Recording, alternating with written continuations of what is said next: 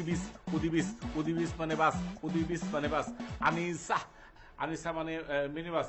আনিসা কাব্বালা, কাব্বালা, কাব্বালা, কাব্বালা মানে ট্যাক্সি। কাব্বালা, কাব্বালা, কাব্বালা মানে ট্যাক্সি। মামা তোমাকে নিয়ে পারে না উত্তরটা। কাব্বালা, কাব্বালা, কাব্বালা, আইন আইন আইন কাব্বালা, কাব্বালা, কাব্বালা, কাব্বালা মানে ট্রাক। কাব্বালা মানে ট্রাক, কাব্বালা মানে ট্রাক। সাইয়েরা, সাইয়েরা, সাইয়েরা, সাইয়েরা মানে হচ্ছে মামা।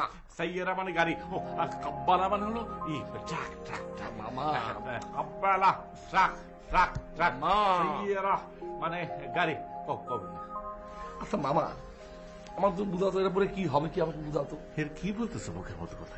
এইটা বলুন তো বাস সিট। হঠাৎ করে সে আমার বলে একটি ট্রাক নিয়ে আসো, আমরা কাব্বালা, এইভাবে কাব্বালা। যদি হঠাৎ করে বলে যে তোমাকে সাইয়েরা নিয়ে আসো, তখন কি বলতে হবে? আমি সাইয়েরা কাব্বালা এগুলো বলার তোমার দরকার নেই। আমাদের ফটোস্টার লস স্টাইলে আগাইতে হবে। এটা আবার কি বেটা? ফটোস্টার লস মানে কাপলিং করতে হবে। কিরকম ভাবলে? কাপলিং মানে কি, এই জিনিসটা তোমার কাছে থাকবে না, এই জিনিসটা আমি টুকুস করে আমার এইখানে ঢুকায় না, ঠিক আছে? ওরা তখন বলবে কাব্বালা, তখন আমরা তো জানি না কি বলতেছে, টুস করে বাইক টুস করে দেখা সঙ্গে সঙ্গে বলে দেবো এইটা মানে এইটা, সঙ্গে সঙ্গে তুমি সেটা বলে দেবা। হয়ে গেল।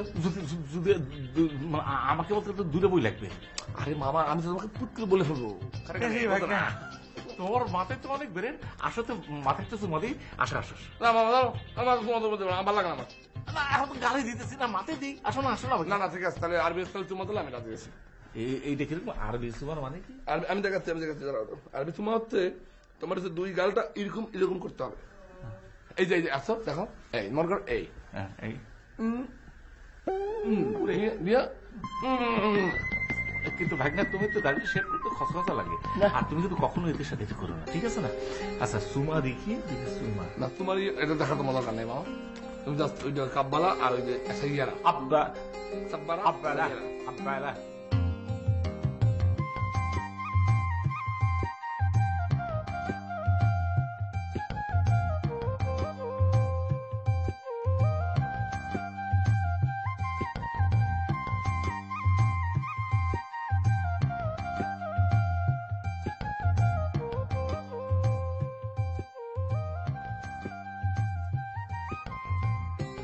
কি দেখেন চাচা? সরে কি হেলিকপ্টার দেখা যায়? আরে হে তো গতকাল নামছিল, তা তো আবার চলে গেছে। আরব দেশ থেকে লোক আসছিল বলে। চাচা, তারা নাহি ওই চর দখল নিবার চায়। সরে তো আমারও জমি আছে রে। আরে সরি, তো 200 বিঘা জমি আমারই আছে। আবাদ হয় না, জমি থেকেই কি লাভ আর না থেকেই কি? রতন ভাই, আমার বাপ দাদার 14 গোষ্ঠীর ভিটে নদী গ্রাস করতে করুক, তাই বলে আরব দেশের লোকের এসে আমাদের নদীতে খেজুরের বাগান করবো, সেটা আমি কিছুতে মেনে নিব না। আরে বাবা, তোমার জমি কেনা গ্রাস করতেছে? তোমার নামের জমি, তোমার বাপ দাদার জমি তোমার ঘরে নামে আছে, তোমার ঘরে নামই থাকবে। কিন্তু আমি যে শুনলাম যে আমার নদীর চরের মধ্যে খেজুর গাছের বাগান লাগাইবো। তোমাকে এই কথা কেটে কইলো? আমি শুনলাম খেজুর গাছ চরে হবে। তোর কি মনে হয় রে মামু? স্যার, আমার চরটা কিন্তু মরুভূমির মতোই, আর খেজুর গাছ তো মরুভূমিতে জন্মে, তা এ নয় তো অসুবিধা কি, ভালোই হইব।